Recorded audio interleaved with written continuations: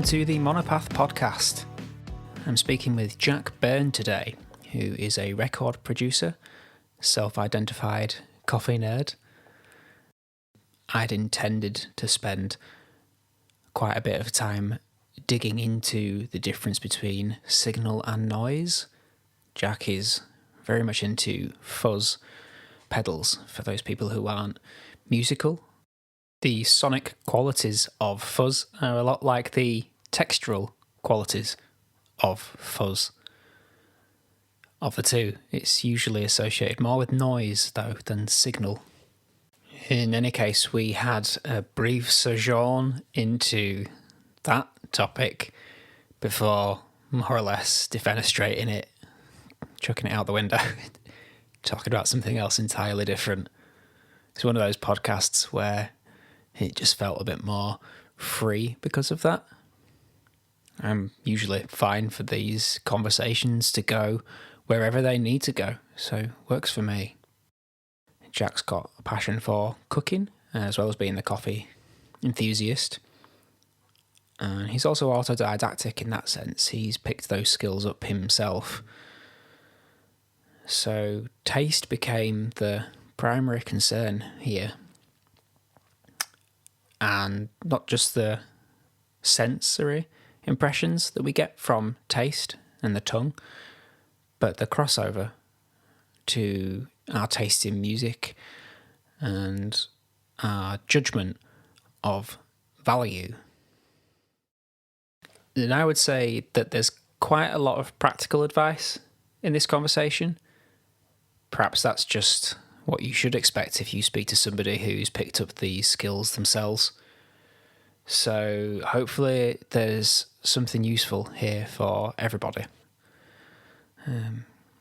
I was reflecting on one of the earlier conversations that I had with Joe from Worship the Scent.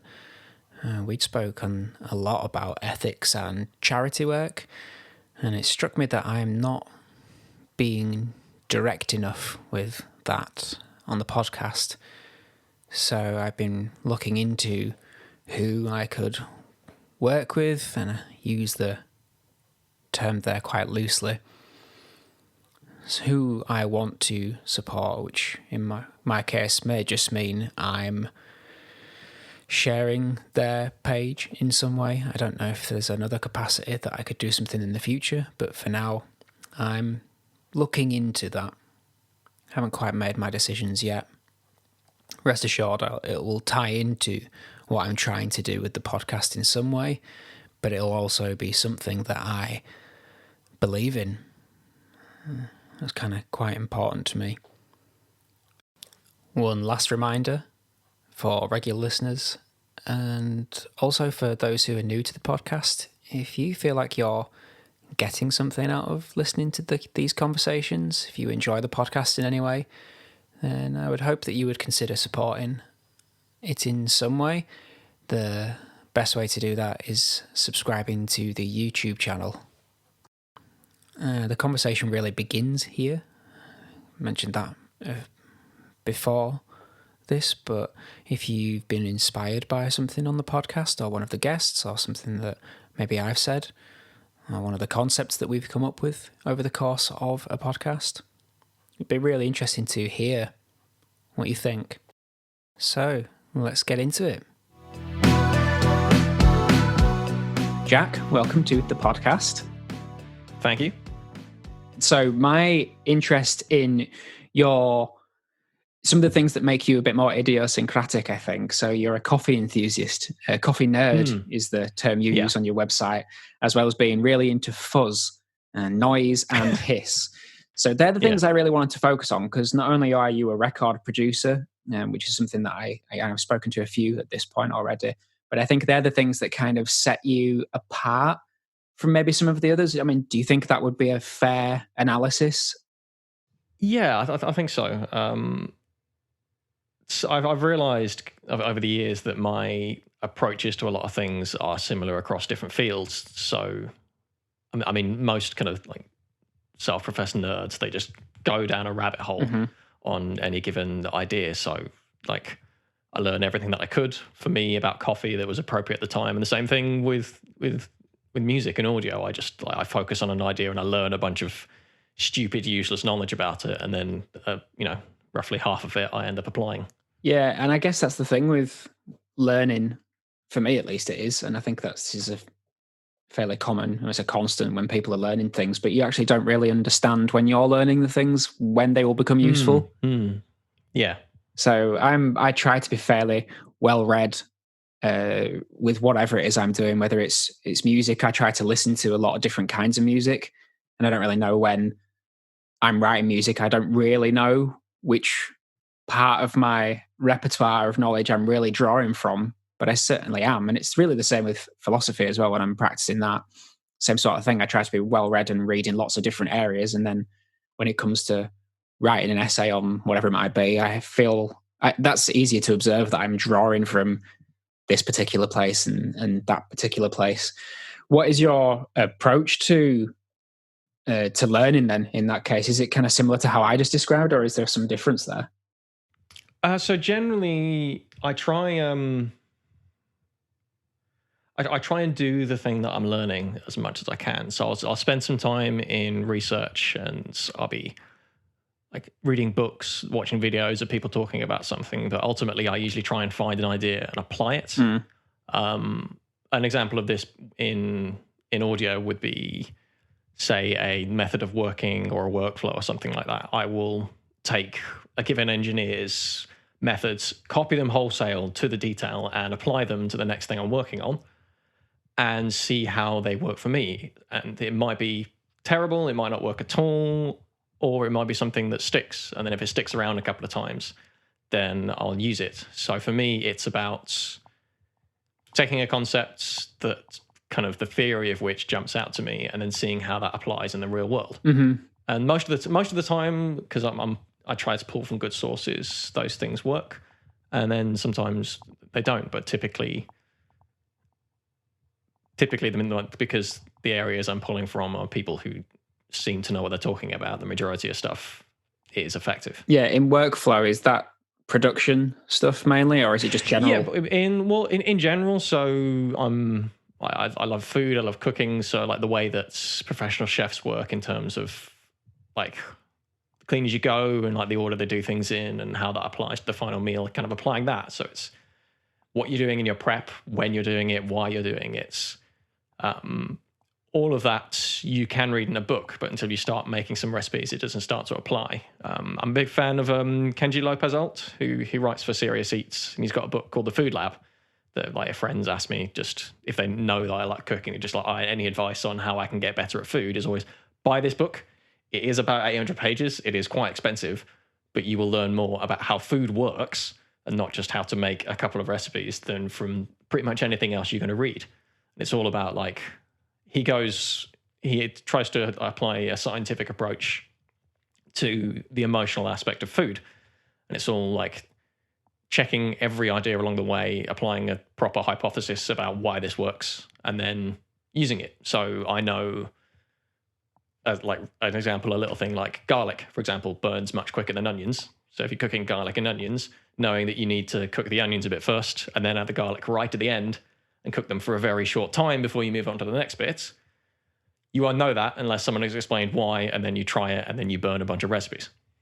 And the same thing works everywhere. It's understanding a concept, putting it into practice and getting it wrong a lot of times until you figure out why it works for you. Yeah, with cooking at least, that's one of those things that maybe about 5 years ago I was absolutely hopeless with no interest in it at all.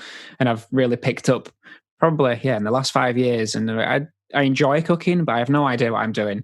So I'm definitely on the side of the fence of with other people who more or less just throw things in. So I have no sense of skill there at all. It is purely personal and just throw this thing in, throw that thing in, throw that thing in. Would you say that that's how most of these skills, whether they are more general or not, say like music production, is that kind of how skills develop? I think so. There's an element of fundamentals being essential, and like if understanding how like basic building blocks of flavor or music or whatever kind of can work together. And if you understand them, you have a language to work from. Yeah, okay, I get that. But equally, a lot of my creativity is about just trying stuff that may or may not work and is possibly a bad idea, and seeing what the result is. Most of the interesting things that I do and the stuff that kind of captures people when they listen to my work is usually like the dumbest idea that I'm amazed the client let me get away with. Yeah. I hear that a lot from record producers, that the things that really, the things that are appealing to people who are also record producers, or even just to musicians who might want to work with them, it's always the outlandish, bizarre stories. Yeah. Or experiments. Well, it's why people like Sylvia Massey.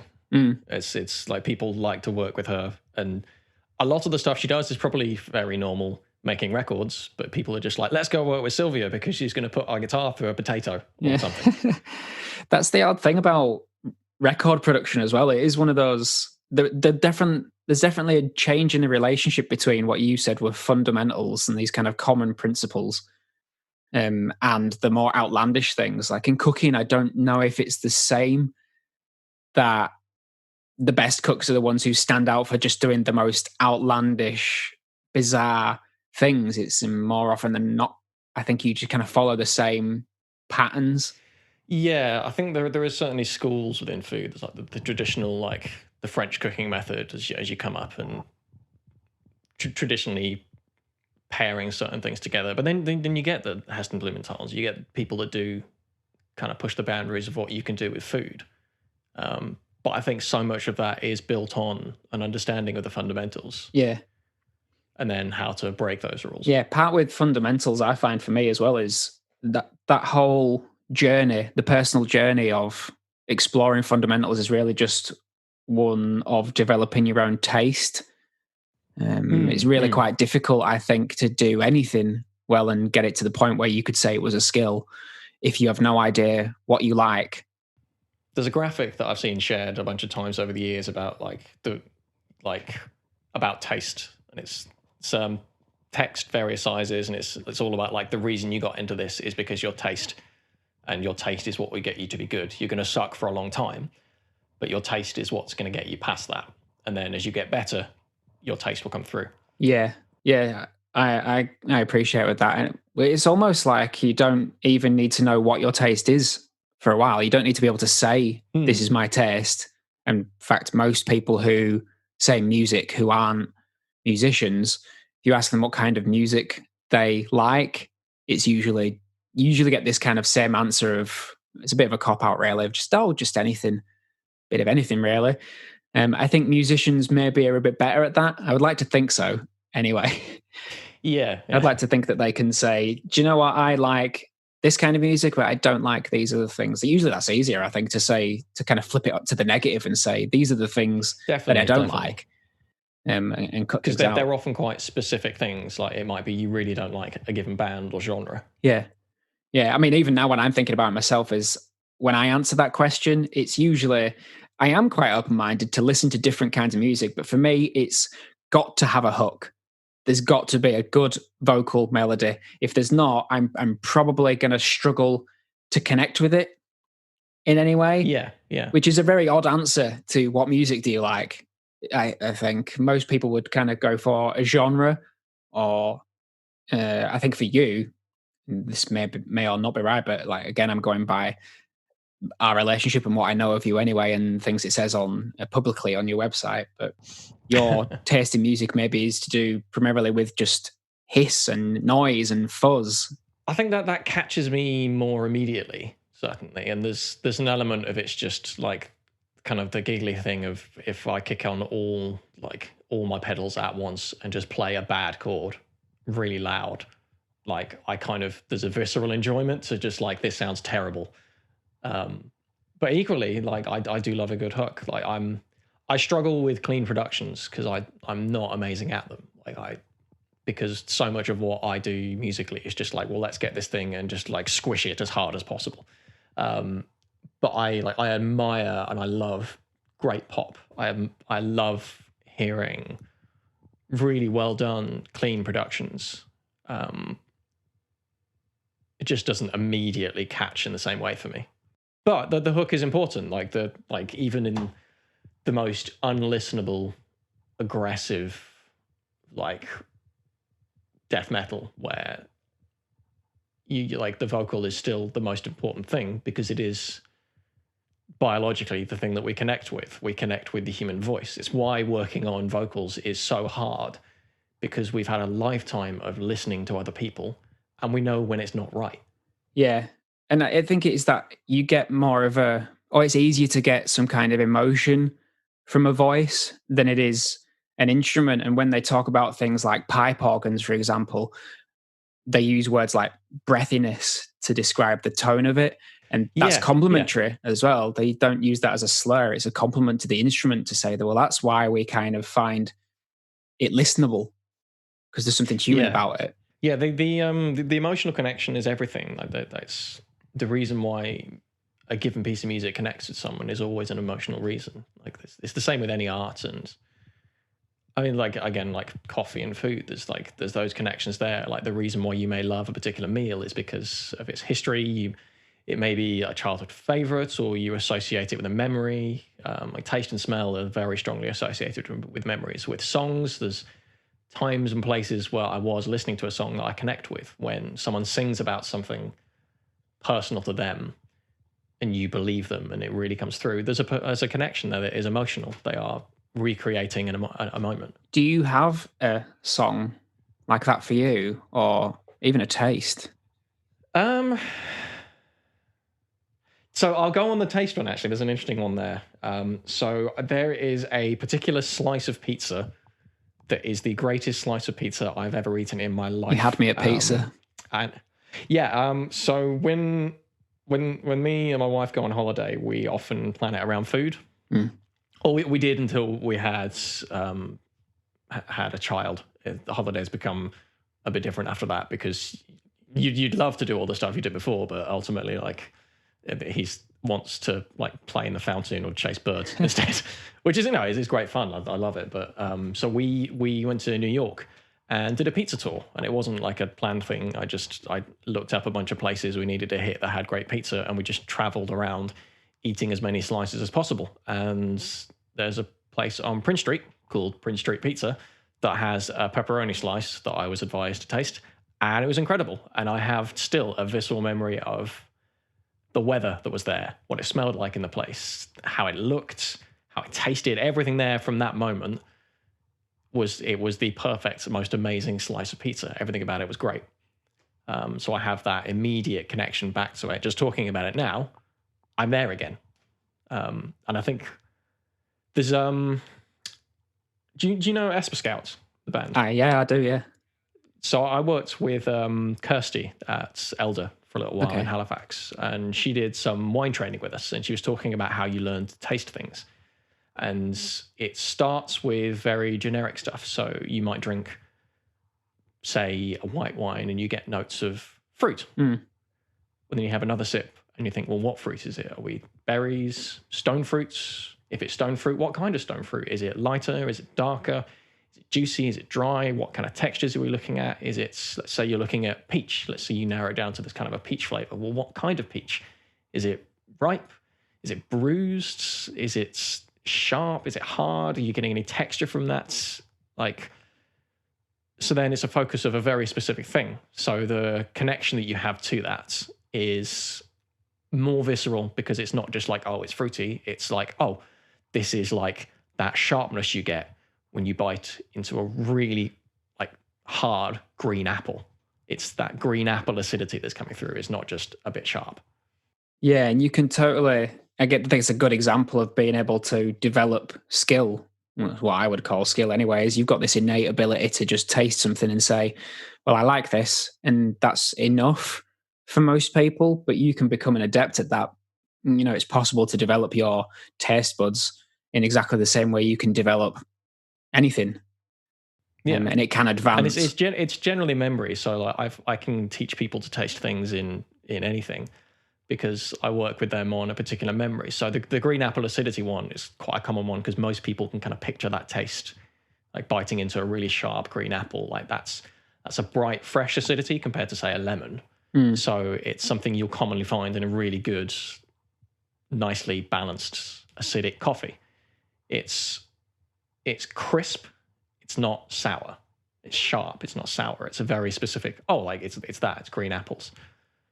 So by taking someone through that process of just like, it's sour, what kind of sourness? Is it an apple? What kind of an apple? From there, you can kind of talk them down to it. Most people are better at this than they think. The problem is they just don't have anyone, no one walks them through it. And no one says, just like focus on a memory of a particular thing that you had, connect it there. And you can get this, it's the same with music. There's particular sounds at particular times. It's connecting to that, and then you're back in that moment. Is it almost like, I mean, I'm trying to get a sense of the mental picture you have when you're tasting something, or say you're having this memory. Is it almost like you're kind of drawing this fuzzy background, or maybe fuzzy is not the right word given who I'm spoken to, but this kind of blurry, vacuous background, and kind of bringing some things into the foreground. Is that it's kind of how it's working for you? So I know like, it's rarely a visual thing for me. My visual memory is pretty poor most of the time. Tends to be smells, tastes, sounds, and sounds especially that come forward. But it's always there'll be something that stands out as just like, oh, that tastes like a thing that I recognize, and then it's focusing on kind of what the memory of that is. So with food, in a way, it's quite easy because you can picture eating a particular thing. Like there's no like one definitive green apple memory, but I have that. There's no one definitive plum memory typically, but I have that. The specific meals that may have a memory, so the Prince Street one, but it's everything around that memory that causes it. It's not just like a generic pepperoni pizza taste. It's where I was at the time. It's the fact that I was in New York. It was a sunny day. It was everything else around that focuses it further. But I can picture the taste of any generic pepperoni pizza roughly without too much of a problem. It's more blurry. The thing that brings it into focus for me is the memory, is a particular place and time. Yeah, it's like, I suppose the terminology there is a bit misleading for most people, because I would think about a mental picture, and picture implies something visual, but actually for quite a lot of people the visual thing isn't so important, as you were saying. For you it's more, there's this kind of, well, Karen, I don't know if there's a better word than picture, to be honest, but yeah, it's like language is annoying because it's like often the thing that we need the language to describe is the thing itself. So like you can't talk about music because the music is the thing that describes itself. It's why like, oh, this sounds warm, or what does that mean? Yeah, it sounds bright. That can mean a bunch of different things to other people. You've got isn't right in saying you have synaesthesia? Well, there's definitely something there that's not common to everybody. Whoever I speak to, when I tell them what I experience when I'm hearing music, it doesn't seem to resonate with them in any way, and most people find it quite startling or unusual. My experience is that it's the feeling of a color. So I've only really read about people who say they literally experience it, so they're seeing it as well, and they see some color when they hear the music, and I don't really get that at all. But colors have a very distinct feeling and presence to me. So like you, not really visual, but there's something there to the feeling tone. So say, for example, examples I give often are musical instruments, and particular musical instruments that have a particular color. Something like a Fender Telecaster, pretty much always a kind of muddy yellow, like a mustardy, orangey yellow, pretty much always, every time I hear it. But you can make that color almost disaggregate if you put it into a band, and you can kind of change it and make it washed. You can wash it into everything else there. Electric pianos are pretty much always a aqua blue, pretty much always all the time. So when I'm writing music, that's just another ruler that I'm measuring the value of the piece of music I'm writing to. And I can tell if, say, a chord doesn't fit because it's the wrong color. Right, yeah. I know Devin Townsend has talked about this quite a lot. So from my reading and a little bit of research, it's color and shape for him. Oh, okay. So when he's working on music, he's looking for a particular picture, essentially. So like certain instrumentations might be certain colors, and then certain notes are different shapes. So if he's looking for like a green triangle to reduce it to something very, very simple, it's not that specific from my understanding of what he said, but like the particular instrument is green and he's looking for a certain chord or a certain feel or a certain emotion that's the right shape. And it's the reason why a lot of his music is able to be so complex but so clear at the same time is that I just have to keep tweaking it until the picture's right. Yeah, that's exactly how I feel about it with color. I mean, shape is not really a thing for me, but I've heard people who get this experience of shape and it feeling quite important. But it is just a feeling. Like we're kind of almost led by the word, like the lexicon there, like the visual side of it. But it's like there's no mental picture literally for me. It's all figurative. It's all this experience, this kind of feeling. But I think most people have that as well. Like I think it can be developed. There's a psychology of color, and most people can agree on something feeling red or blue when they hear it, or when they see something red or blue, they can match it to certain words, and that's fairly well studied now. So I do think there is a skill there that you can have. Yeah. With a synaesthesia, at least, I think you can develop it. I mean, I can tell you a story actually that you might find quite interesting. I have a tea company, and some of the tea blends are based on tasting music. It's kind of the idea, so you can drink the music. So I'm trying to match music I've written to a blend into different tastes, really. And so on the third one that I ever did, which was for a song called Hound on the Hunt, this is maybe about 2 years ago now I did this. We had some guests over to our house. There was about 10 of us on different nights. So it was about 3 on one night, 3 on another, 4 on another. And what we did on each night was to brew. There was about 3 or 4 different versions of the blend. And the idea was we were going to taste each one next to the music and just see which one feels like it fits. And see, I was happy to kind of just agree on what that was at the end. And I hadn't tasted the blends with these particular ones. I worked with blenders like I do most of the time now. And so they sent me 4 blends that they'd kind of worked on together. I had no idea what they tasted like. Anyway, we went through this experience at the event of trying these 4 different blends. And I think 9 out of 10 people all picked the same blend because they said it felt right. And that seems odd to me. Yeah, that is strange. That anybody could do that and just say, well, why is that? Well, it fits. More strange was that about a quarter of the people even had a visual picture. In fact, it was more like a GIF, if anything. And so it was a short animation, and it was somebody hurriedly walking through a forest. And yeah, about 3 people said the same kind of thing on different nights. I just find that brilliant, really bizarre and really interesting, because I'd kind of cottoned onto this idea of having synaesthesia maybe about I don't even recall when.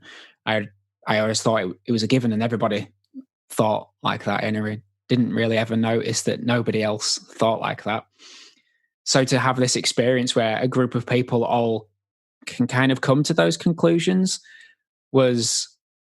there was something very pleasing about that, because it made the whole experience that I have of hearing music and colours a little less lonely.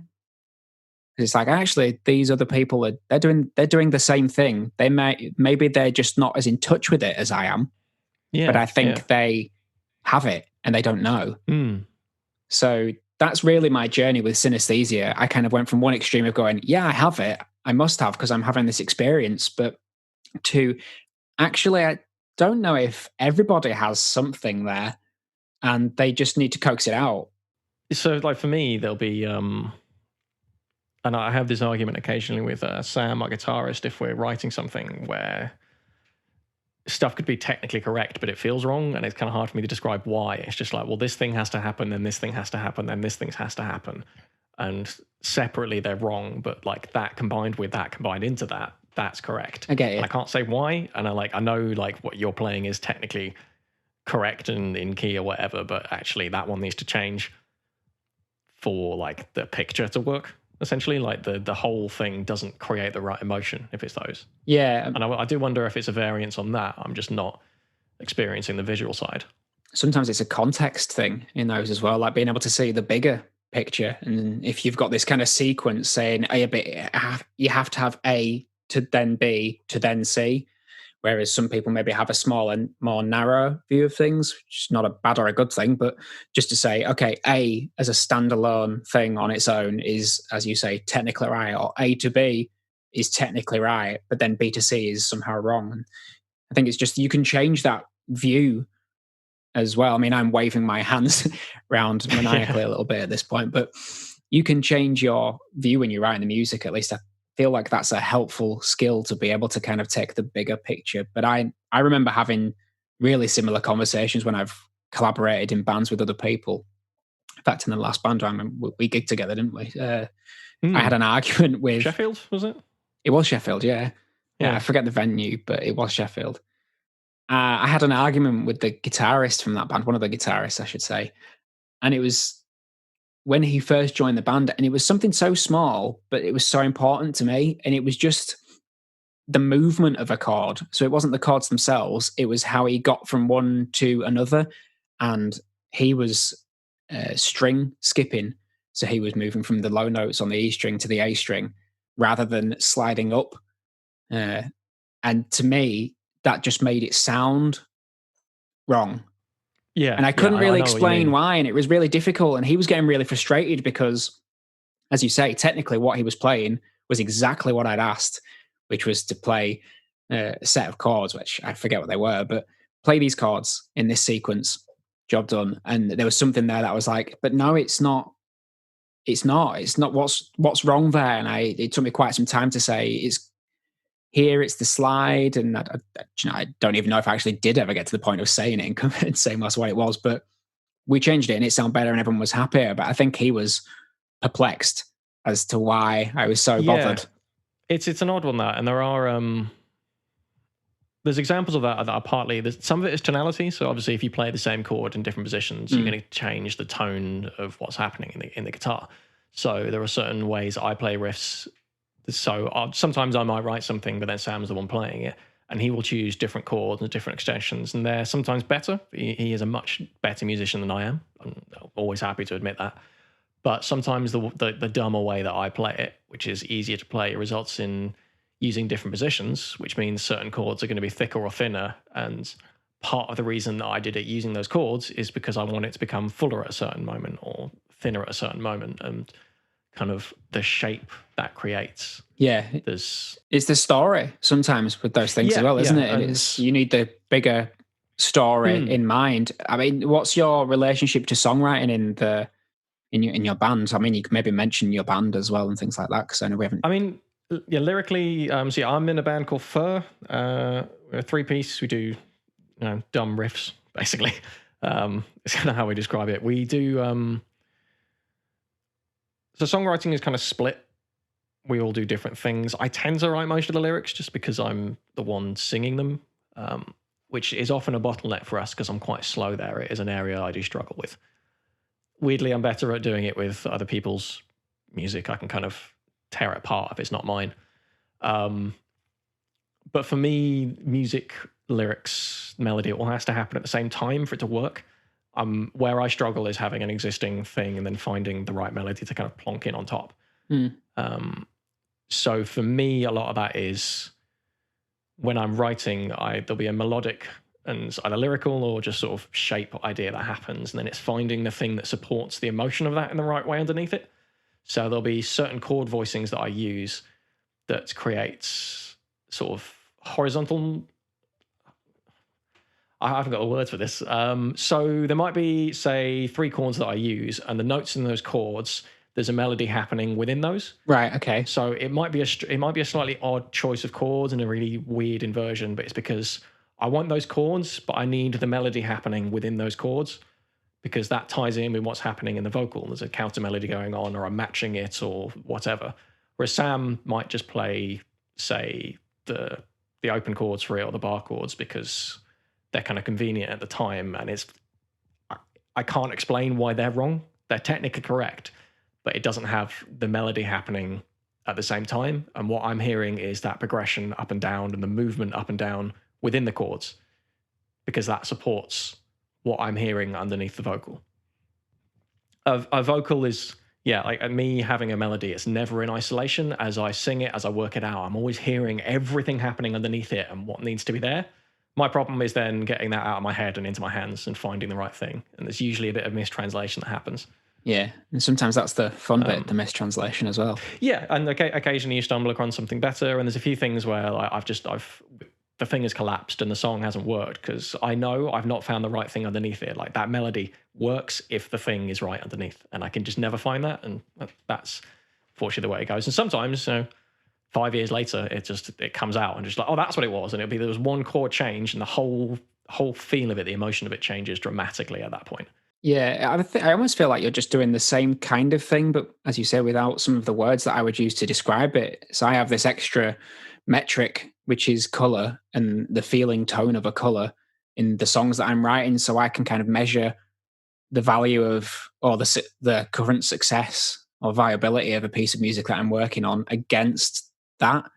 It's always that sounds really useful. Yeah, and it is. It's really useful. And I have the same thing for words, to be honest. So basically, you're cheating, is what you're saying. Yeah, more or less.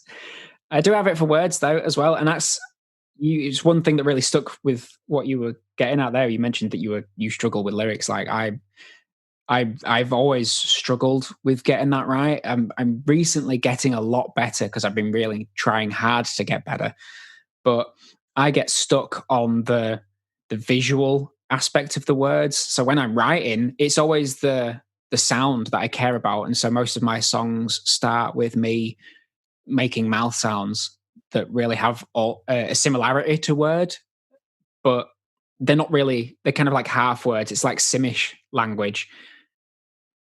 And then the words I kind of slot into place as we go along, and I might have a chorus that just is there for a very long time without anything else in the song, and I'm mumbling the rest of it. When it comes to words, though, the problem that I always find is that when I come to write them down, they again take this colour, and that can lead me one way or the other. The problem with colour is a very good guide for something sounding poetic and artistic, not for anything else, though. So you can make something look very pretty, which is usually what I get stuck on, it having to look pretty on the paper, and then making no sense when it comes to actually sing it, or just being gobbledygook. So I get kind of stuck between those things. I mean, how is it that you're getting stuck on lyrics? Is it something similar to that, or something a little different? I mean, a lot of it is that I don't write often, and so I know the solution to me being a better songwriter is just write 10 songs a day for a year, and write 3,000 terrible songs. And essentially, it's the perspiration bit of like, if you practice the mechanics of doing the thing, then like the technicality isn't getting in the way of you doing it. If you are constantly writing, you're in the practice of writing. So the act of sitting down to write, not having to get past the is my handwriting enough for this when I'm writing the lyrics, or like just like the bits that get in the way that are stupid, that like don't have any effect on what's coming out are the problem. And so I know that most of it is me just not sitting down to write because there's always something else to do, or I'm working on a mix or dealing with edits or a toddler. But equally, like those things can inspire stuff. There's a song we're working on at the moment so we've had that riff since 2 years, maybe 3 at this point. We've had like the main start of it for a long time, and it's just not had the chorus. And I've been hearing like the sort of shapes of it in my head, and I just couldn't get a chorus that worked for me, a melody that worked for me. Conceptually, the song's about the birth of my son and kind of how the world changed in that moment for me. Like and I always hate being just like, you don't know because you don't have kids, but like parents can, like I talk to other parents about this, but just like the people they don't know, like it is such a world changing thing to suddenly have a child that I cannot describe to someone who doesn't have one how it changes your worldview, because you need that thing to happen to you for that to happen. But it's me attempting to sort of put that moment down. I knew emotionally where I needed the chorus to be, and then I was trying to get Toby down to sleep, singing to him. He would have been 6 months old, maybe, and it just came to me and it seems like such the cliche thing of just the song just happened while I was trying to just come up with melodies that would just settle him for a little bit, because I'd been trying to get him to sleep for about an hour and a half at that point, and it all just in one go, the whole thing came out in that moment. And the point from then onwards was just like, oh, here's the thing, I can hear what needs to be underneath it, so I've just got to figure out what these chords are. So I just sang the same thing to him for like half an hour so that I wouldn't forget it.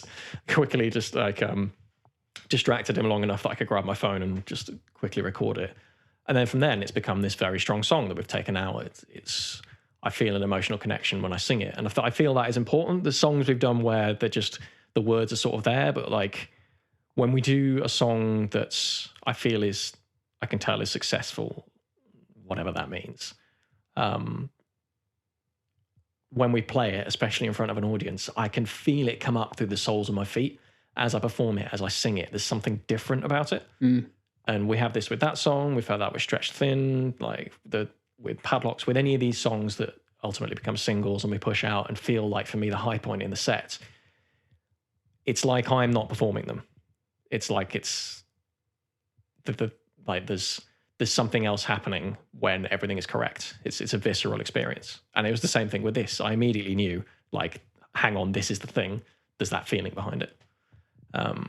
The problem is you cannot, so you need inspiration for creativity to happen. That's pretty key. I think there's a book called, what is it? Processing Creativity that Jesse Cannon wrote.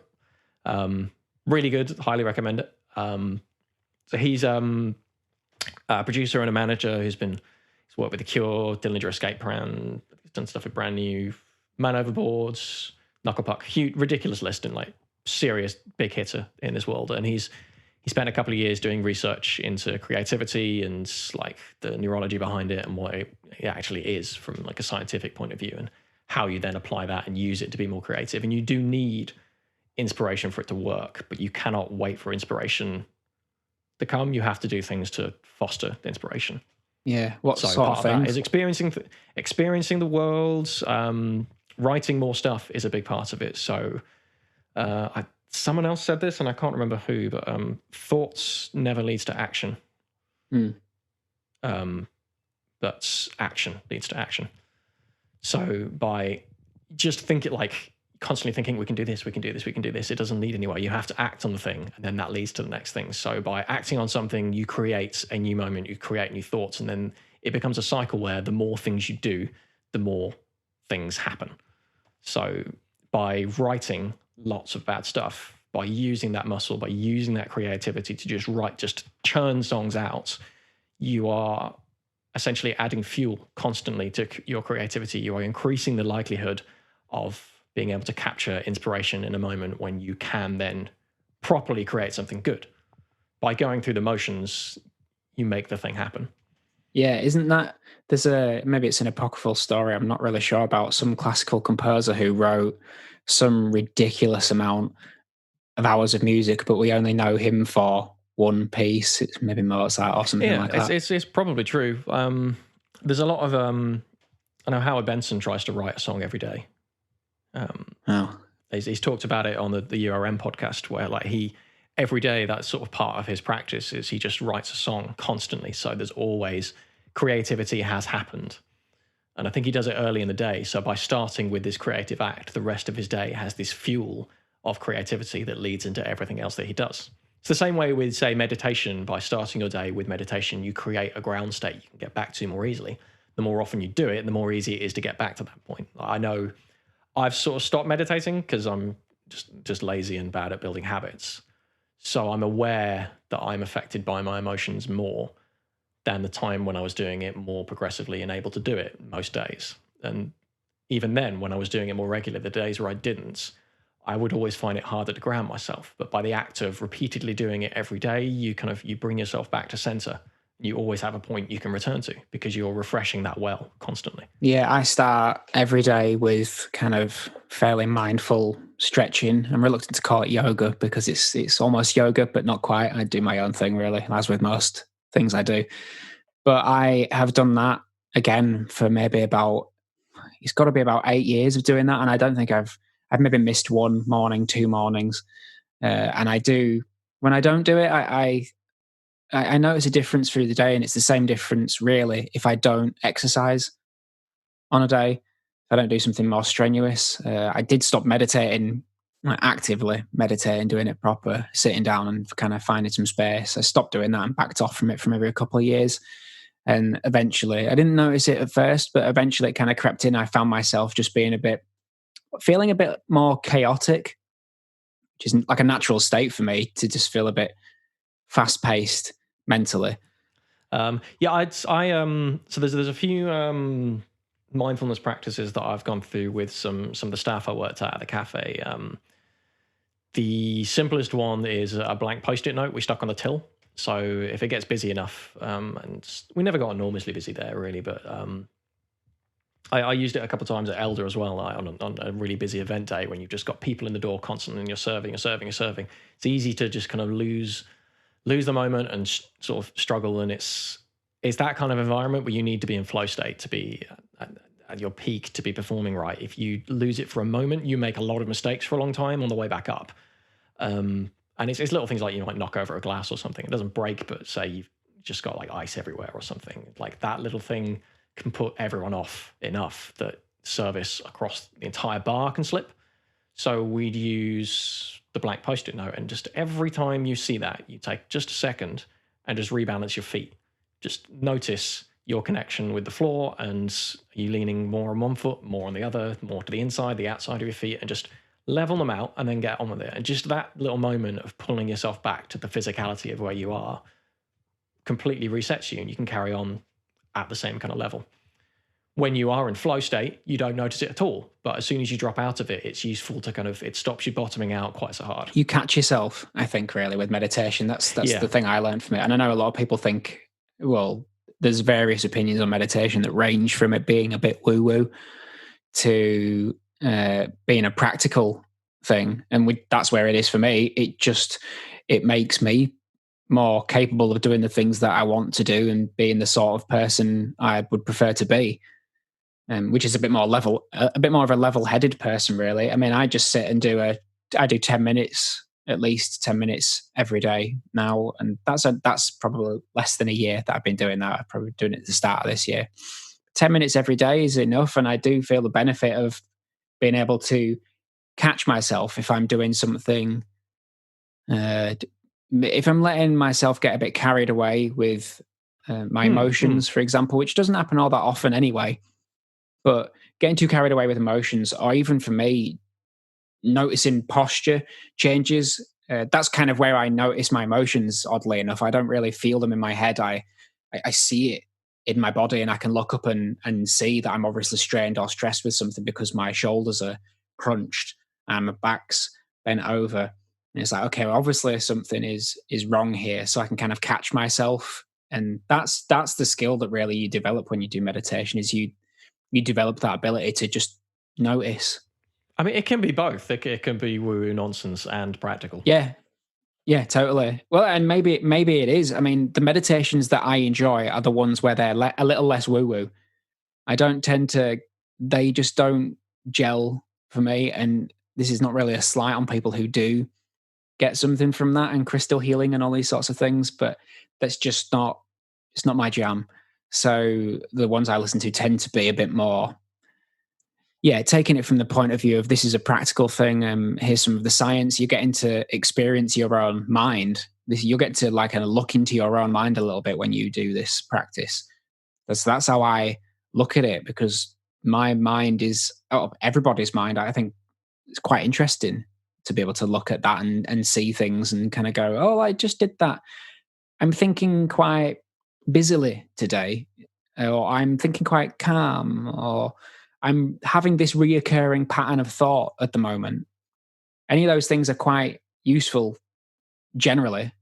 There's not really... They're markers, yeah. Yeah, I can't think of a single time that skill, a developed version of that skill, wouldn't improve the thing that you're trying to improve.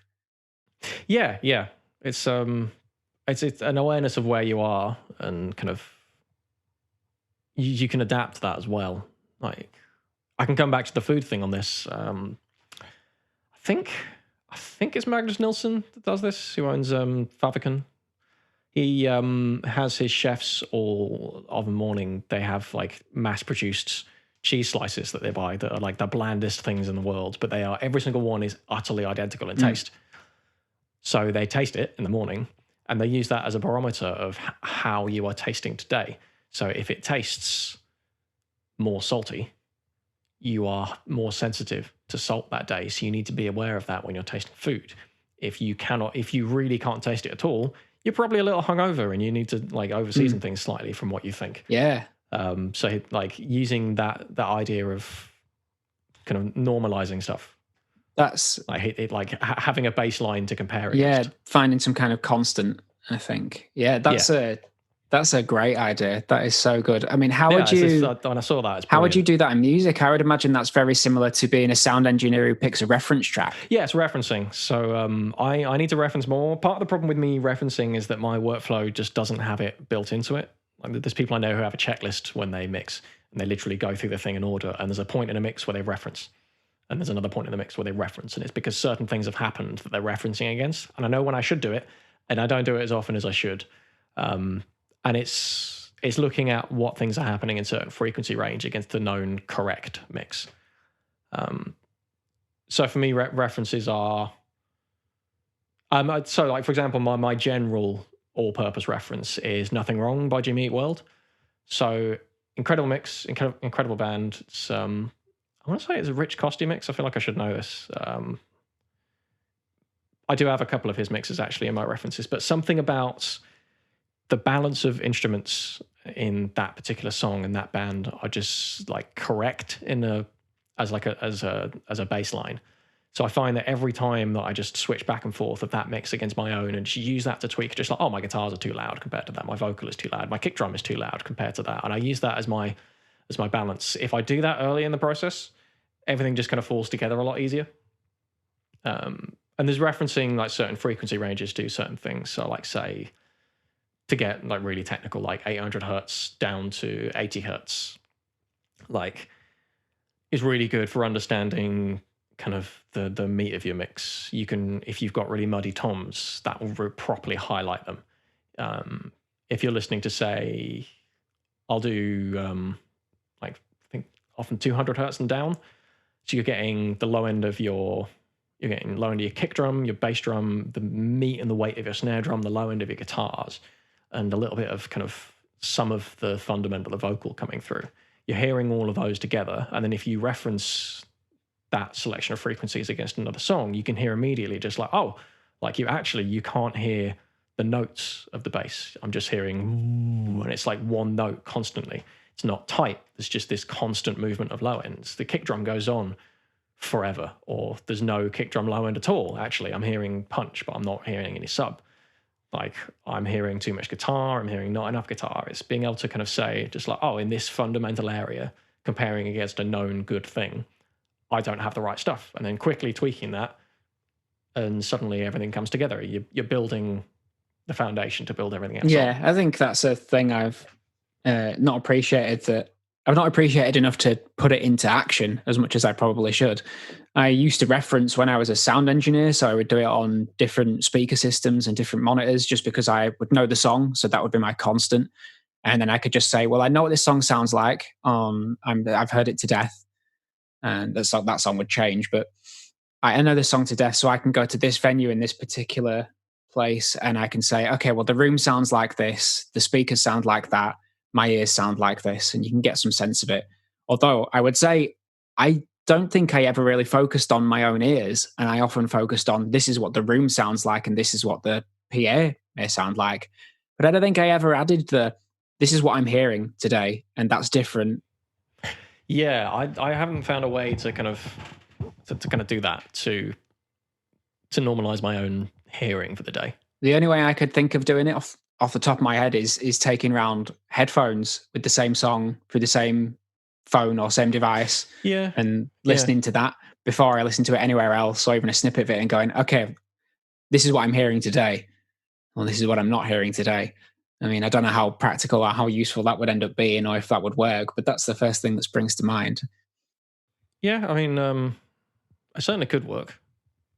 It's not something I've considered trying. Like, I'll often, I've got a Spotify playlist of just like a bunch of like just essentially really, really fucking good songs, and like I'll use them for as a reference point sometimes before I start working, and I'll just listen to music for 10, 20 minutes, and it creates, my head is in sort of the right space. Then I know what stuff is roughly supposed to sound like, and they all sound different, but they all share like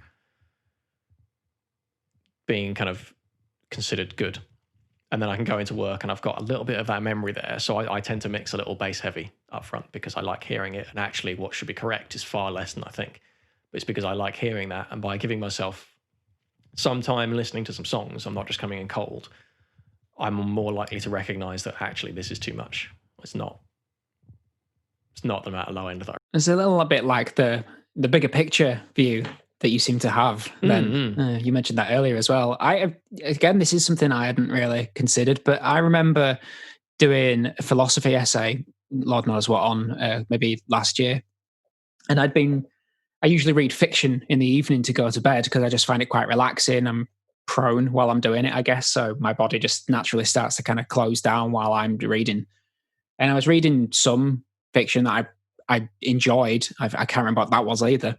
But I really enjoyed the writing style on it. And I noticed the next day how much that shaped the philosophy work I was doing and the way that I was writing, as if I was mirroring that. And actually now I'm thinking what I should do is probably prime myself before I go in to do a philosophy essay by reading something I really love very briefly before. That does make a lot of sense. I would never have thought of doing that. But I hadn't considered that. But that me is, neither. yeah. Me neither. I guess the same with lyrics. You know, when you're writing lyrics, is to kind of begin by priming yourself by reading lyrics that you really love and going, "That's what good lyrics look like." Now let's do mine. That makes a lot of sense. I'm going. Yeah, that. Same. I'm actively going to start bookmarking pieces of writing that I really like now. I think I'm going to try that. This is the happy little accidents I sometimes get on these podcasts. Is we'll stumble into something like that, and I'll be like, "That is how have I never seen that before? How have I never seen this idea?" I'm totally trying that. I'm going to be conscious of your time because I've had you for a little while, but I have nothing to do today. There was something that we skipped past that I really wanted to just kind of return to, which was kind of about the coffee thing, really, more than this. I just wondered if you could say more about. Do you have formal training in like taste in coffee or anything like that? It's all picked up? Not at all. It's all picked up. A lot of what I know from a technical point of view in coffee comes from Matt Perger and the Barista Hustle website. So he's involved with Mark Koenig, the St. Ali family, Melbourne, I think he's based in. And he's very much for greater education of coffee. He's an ambassador for kind of like acting locally for doing global things. So how we can be more environmentally conscious within coffee and kind of how that affects everything around the world and how little things you do in your choice of local cafe, how that affects like a farmer in any particular place. But he set up the Barista Hustle website where he puts a bunch of articles about fundamentals of coffee and kind of how you can apply that, which I used to teach myself a lot. Because while I had some training on the job, I had no formal training, and I wanted to learn more. I wanted to get better. I wanted to make better coffee for myself, for the customers, and also like the knock-on effect that would have financially on a given place. So if you make 10, 20,000 drinks. Actually, no, the particular thing he used is if every single cafe in the entire world could be 2% more efficient in their coffee use, Colombia could go on strike for a year and we would cover their coffee output. It's so small things like that on a local level have an enormous impact globally when they scale up. So it's if you can extract more from your coffee, you can use less coffee per drink and still get the same strength in the cup. So therefore, you're using less coffee. Yeah, that's clever. Like in terms of dry ground. So it's the same. It's so he uses the Pareto principle, the 80-20 thing. Like 80% of results come from 20% of the causes.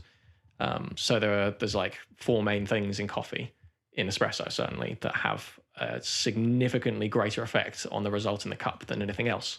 So by just dramatically improving them, you've hit your 80%. Yeah, that's super clever. So to kind of come back into music, I used some of those principles to apply what I do in music. There's an idea in extraction of, I'll try and cover this in a way that's not getting too nerdy, but as you extract, that's roughly 25-30% of a coffee bean is water soluble. The drink of coffee is just literally an amount of coffee bean dissolved in water. You grind it small and you use hot coffee and high pressure to do that more efficiently. Anything that would dissolve sugar quicker. So like caster sugar is going to dissolve quicker in boiling hot water than a sugar cube in cold water. So it's anything that does the same thing. So smaller bits of coffee, more surface area, quicker extraction. As you extract more, you tend to go from sort of sour, salty into sweet, and then past a certain point, you get into over extraction, which is more bitter, dry, astringent. But part of the problem when dialing in coffee is you get to a point where it tastes kind of all right and you stop, and there might be more you can get out, and you never know unless you push that limit. So 9 times out of 10, the best way to find the best taste of any given coffee is to extract more and extract more and extract more and taste it every single time until you reach a point where it is noticeably wrong. You have hit the limit of this is over extracted, and then you back up a little bit, and then that is probably the best you're going to get that coffee to taste. Because at the absolute limit of too much and getting into bitterness, dry, like an over extracted coffee, when you drink it, it literally dries out your mouth. You get this weird hollow in the center and you sort of just taste it around the sides. It's very strange, and most people actually don't ever get to taste it because it's frankly quite hard to do. Most coffee is actually sour and kind of weirdly strong and seems bitter, but it's just because coffee is inherently bitter and you're just not getting the sweetness to impact against that. If you're a bit less than that, it could be incredibly sweet. You get this is so poncy, but you get a mouthfeel that's not unlike dissolving brown sugar in the center of your tongue. It has that richness and that stickiness and that sweetness. With espresso, especially because it's so strong, you can really get that. So that same concept of, rather than like, is this bright enough? If I'm, say, adding high end to a snare or something, is this too bright yet? Is X too Y yet? Is a concept that I try and apply a lot whenever I'm working on music. Whenever I'm mixing, it's always like, well, here's this thing. Where is too much? And then let's do a bit less. So I always do big, aggressive moves as often as possible for as long as I can, because I'm trying to create drama and motion and emotion. I can go back in and I can tweak things and I can nip and tuck to kind of pull stuff into place if I've gone too far. But if I haven't done any big moves, nothing happens. It sits in the center. And this seems familiar. It seems a little bit like how we were talking about genre earlier on, and we said that it's sometimes a lot easier to say what you don't like than to say what you like. It seems that there's something in common there with that, although your tip sounds a bit more pithy and profound. I mean, there is X2Y, yeah. I think it works very kind of immediately, and you can apply it in so many places. It's not just in music. It's the idea of pushing to a limit and knowing where that is. So with coffee, I teach people to taste by making them the 6 worst cups of coffee they're ever going to taste. And it is the limits of just like, this is super over extracted, this is super under extracted, and here's some points in between, what happens as you get to them. And it's like knowing where those extremes are, you can then find the middle a little bit easier because you're using those as a guide for like, am I way off base? Have I hit this yet? Have I hit this yet? Yeah, plus we've got a psychological negative bias anyway, so we do tend to pay attention as people to things that have a negative experience. And so if there is a story with these awful brews of coffee, then that is going to be more powerful the sharper that experience is to them. So it makes sense to kind of push it to the furthest extreme that you can. I mean, I have a coffee most mornings, to be honest, but as a tea drinker or somebody who runs a tea company, I have the same sort of things, and I don't realize I'm doing this, I suppose. And now you've given me the language. You'll recognize, as a tea drinker, you probably recognize astringency quite well, and you get it in I think quite young black teas. You're supposed to You get that astringency if you overbrew black. You get it more easily though. So a good example of this was if you use a green tea and leave that in for any more than like 2 or 3 minutes, and you get that sharp tang of astringency on your tongue that you wouldn't get if you just brewed it for less or with a lower temperature or used cleaner water or something like that. So yeah, the brewing, I guess what I'm trying to say is with tea, I've noticed that recently with cold brewing. So I do exactly the same thing. I start all of my cold brews. I don't know if you're familiar with cold brewing at all, but that's as it sounds. It's putting the leaf in cold water and leaving it for a period of time, because it extracts the flavor from the herbs a lot slower because of the temperature. I'll start quite a long brew, so usually like between 12 and 24 hours for the first cold brew, and that will give me a good sense of like where too much is for that particular blend. And sometimes it works. On a herbal blend, for example, you're not likely to go wrong, but you will draw out other flavors, but it's still fairly pleasing. You tend to get the base, or like some things like pineapple, for example, are really sharp. I've got a new blend coming out that's pineapple, and that's the most obvious thing when you over brew a herbal. But like a black tea base, that's a problem. You can overbrew that, and it's just you straight away start picking out that thing, and it's uncomfortable. Yeah, it's and you get it's pulling. It's not necessarily that what you're pulling out is bad as such. It's just you're getting stuff that might not be desirable for what you want in the end result. Yeah, and it's easier to spot. It's just it's why one of the reasons why cold brew is done as well is because why not? Let's dive in full nerd. The temperature that you are brewing at does change what you're pulling out of it. So in coffee, it's fats and certain acids will be extracted differently at different temperatures. So by brewing slower, you tend to get less of the acids that only come out at a higher temperature, which is why it's typically a little bit smoother. I tend not to like most cold brews. For that reason, kind of the acid and the brightness is what works really well for me in a black coffee. I prefer like the Japanese drip method, which could probably work quite well for tea. I've seen that. You drip, which results in like obviously a slow extraction because a small amount is dripping through directly onto ice. So it brews hot, so you're getting all the flavor you want. Then it cools immediately, so you trap all the aromatics. And then as it comes up to body temperature, as you drink it, those aromatics are re-released. You can sort of almost taste it backwards, like the floral notes that you might get from like an Ethiopian yogurt or something. They're going to come through doing that far better than if you cold brewed it, because you're not getting the same acids, you're not getting the same fats, the same things aren't coming out because of the brew method. Yeah, it's so interesting. I feel like we could. You can get way too nerdy, and I'd love to learn more on the green side and the roasting side of coffee and kind of what happens there from like a chemical point of view. But I've got enough things to do. That's it. You've got to choose.